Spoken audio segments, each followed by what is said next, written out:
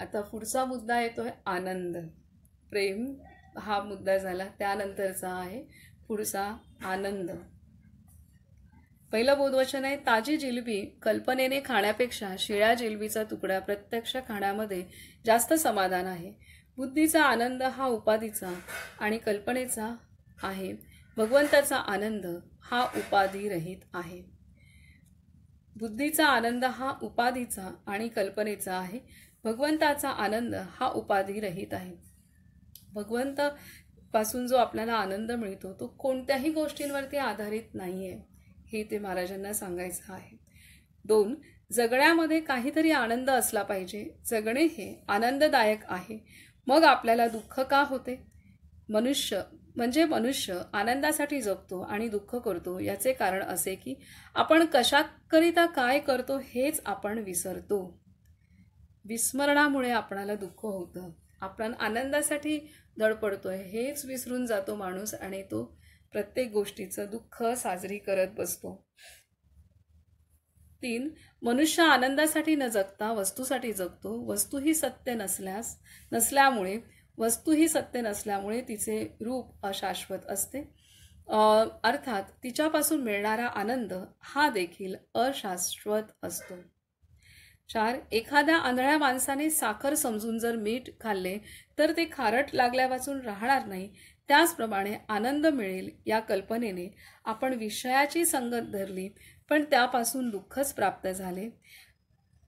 असं आहे. आनंद हवा आहे, परंतु आपण कोण आहोत ह्याचं विस्मरण झाल्यामुळे आपण स्वतःला देह, मन, बुद्धी, चित्त, अहंकार हे समजू लागलो आणि त्याचीच पूर्तता कशी होईल, देहाचं सुख कसं मिळेल, मनाला सुख कसं मिळेल, बुद्धीचं जे शहाणपण आहे तेच कसं श्रेष्ठ आणि अहंकार कसा सुखावला जाईल ह्याच्याच प्रयत्नात माणूस जन्मापासून ते मृत्यूच्या शेवटच्या घटिकेपर्यंत असतो आणि करतो तो आनंदासाठीच, परंतु त्याला विस्मरण झाल्या मी कोण आहे आणि त्यामुळे त्याची आनंद शोधण्याची दिशा बाहेरची होते आणि ते काही बाहेरच्या गोष्टीतनं कधीही तृप्ती होत नाही आणि असाच अतृप्त माणसाने जन्म वाया घालवले, हे इथे महाराज सांगतायत आपल्याला.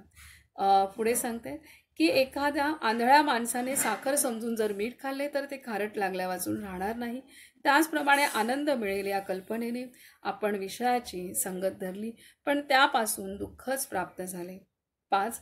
आनंद हा अत्यंत विशाल आहे. देहबुद्धी मेली म्हणजेच त्याची प्राप्ती होत असते. 6. भगवंताच्या स्मरणात कर्तव्य केले की जीवनात आनंद उत्पन्न होतो.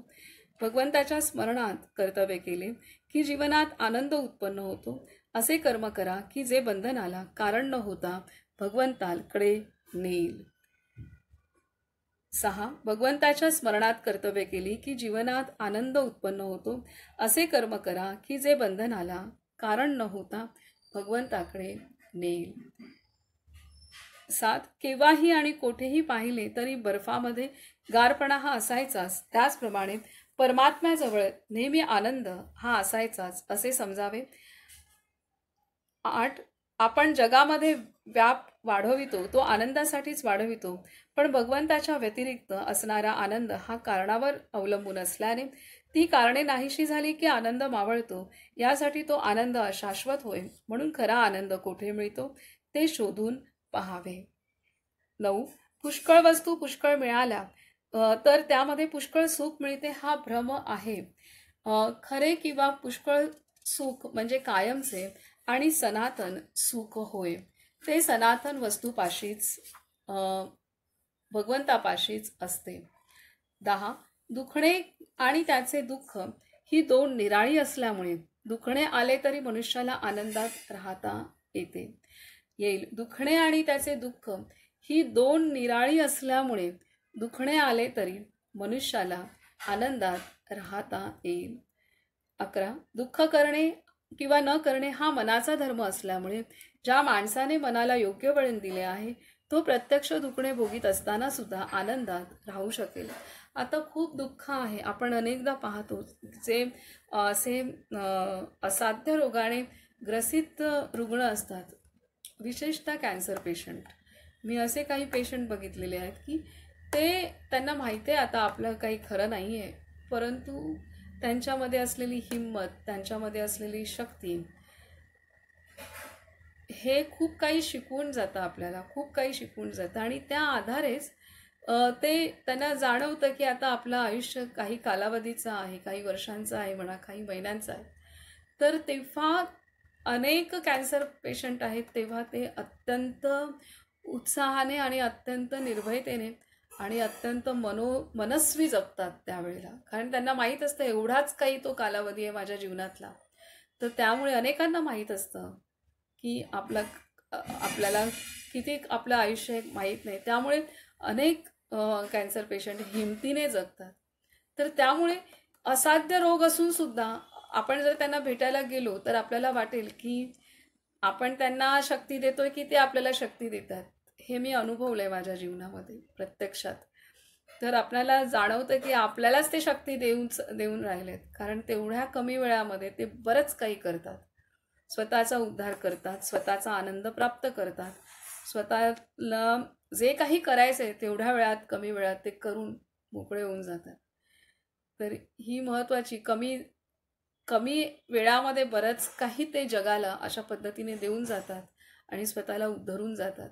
तर त्यामुळे जरूर नाही आहे की जे खूप दुःख असलं तर तो व्यक्ती दुःखीच होईल असं जरूर नाही. मनाची भूमिका काय आहे त्यावरती आहे. एखादा प्रचंड श्रीमंत माणूस आहे तरीसुद्धा तो दुःखी असू शकतो.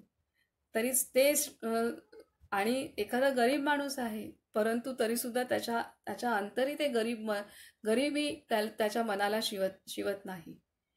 गरिबी त्याच्या मनाला शिवत नाही. तरी तो त्याचा व्यवहार असा असतो की एखाद्या राजालाही लाजवेल अशा पद्धतीने त्याचा व्यवहार असतो. त्या गरिबीचा कुठेही त्याच्या व्यवहारामध्ये, त्याच्या मनस्थितीवरती, त्याच्या वागणुकीमध्ये कुठेही गरिबीचा लवलेश नसतो. हेही आपल्याला पाहायला मिळतं. तर अशा रीतीने, आणि जो श्रीमंत असतो तर त्याच्या मनाच्या इथे पण श्रीमंतीचाही लवलेश नसतो, हेही आपल्याला पाहायला मिळतं. हा प्रचंड मोठा विरोधाभास आहे. तर मनाचं आहे सर्व काही, हे इथे महाराज स्पष्ट आपल्याला करत आहे. जे पण काही आहे ते कशा दृष्टीने आपण त्याला घेतोय आणि मनाची भूमिका इथे महत्त्वाची आहे, हे इथे महाराजांनी स्पष्ट आपल्याला सांगितलेलं आहे. त्यामुळे मनोभूमिका महत्त्वाची आहे. आणि एखादा असतो की खूप स्वास्थ्य व्यवस्थित आहे, चांगलं आहे, पण कुठेतरी अर्धा किलोच वजन वाढलं, 1 किलोच वजन वाढलं की त्याला असं वाटतं 1 टनाचं मनाचं वजन वाढलं की काय.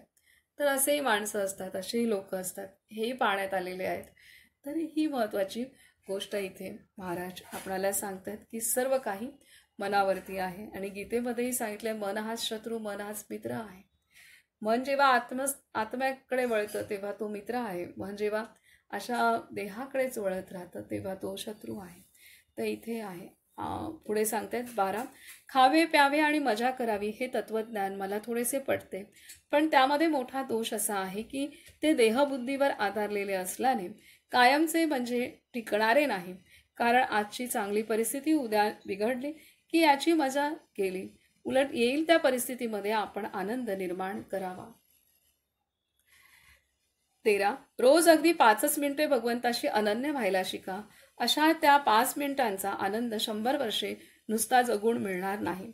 साखरेच्या गोडपणाबद्दल तासनतास निरूपणे करण्यापेक्षा 1 चिमूटभर साखर तोंडात टाकली तर जसा आनंद मिळतो तसेच येथे आहे, हे इथे सांगतात. 5 मिनिटं महाराजांची फार माफक अपेक्षा. याचा अर्थ फक्त 5 मिनिटं करावं असं नाहीये, पण ते सांगतायत की 5 मिनिटाचं जरी तन मन धनाने पूर्णतः एकरूप होऊन सगळा जीव ओवाळून आपण जर भगवंताला अनन्य रीतीने त्या त्या क्षणाला केवळ तो आणि मीच आणि बाकी या जगात सत्य नाहीच, आणि तसं नाहीच आहे सत्य, तर असं एकरूप होऊन राहिलो आपण तेवढा जो काही कालावधी, मग इथे महाराजांनी 5 मिनिटं दिल्या, पण जोपर्यंत समाधान आपल्याला प्राप्त होत नाही तोपर्यंत त्या एकरूपतेत आपण राहिलो तर ते काही क्षण जे आहेत ते 100 वर्ष जगण्यापेक्षा सुद्धा मोठे आहेत, हे इथे महाराज सांगतायत.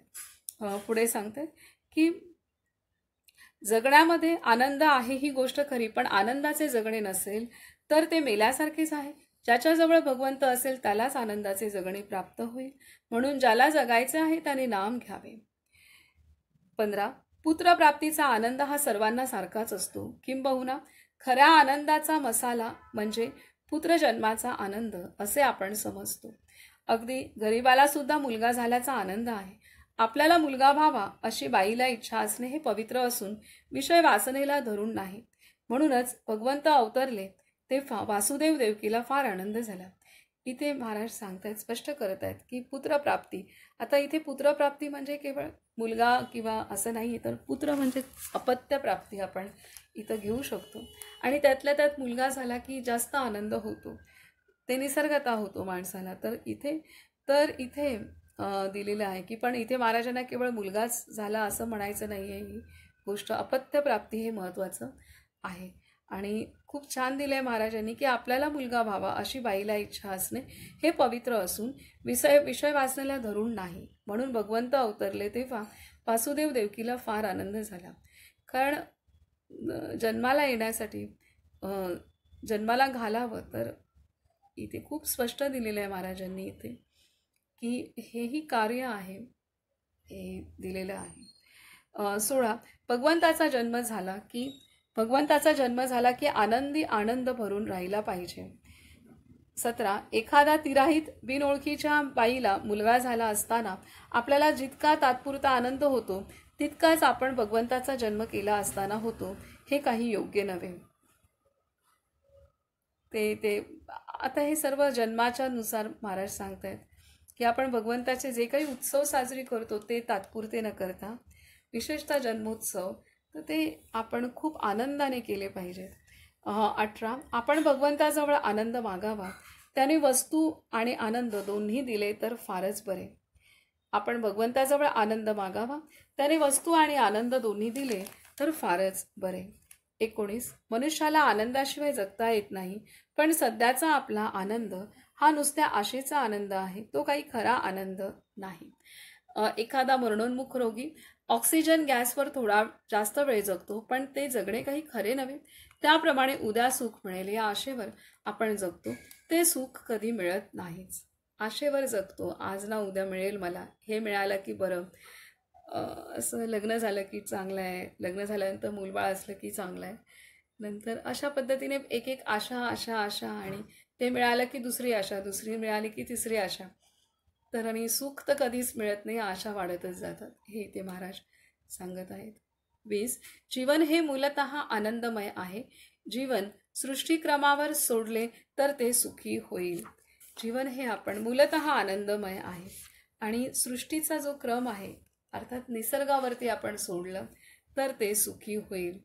21. चिरकाल टिकणारा आनंद हा वस्तुरहित असतो. चिरकाल टिकणारा आनंद हा वस्तुरहित असतो, कोणत्याही बाहेरच्या गोष्टीवरती तो अवलंबून नसतो, म्हणूनच तो पूर्ण असतो, म्हणूनच तो शाश्वत असतो, म्हणूनच तो चिरकाल टिकू शकतो, हे इथे आहे. 22. मनुष्याला काहीतरी सुख व्हावे ही इच्छा असल्यामुळे अस्वस्थपणा येतो. त्या अस्वस्थतेमधून तळमळ निर्माण होते आणि त्या तळमळीमधून जगाच्या सर्व सुधारणा बाहेर पडतात.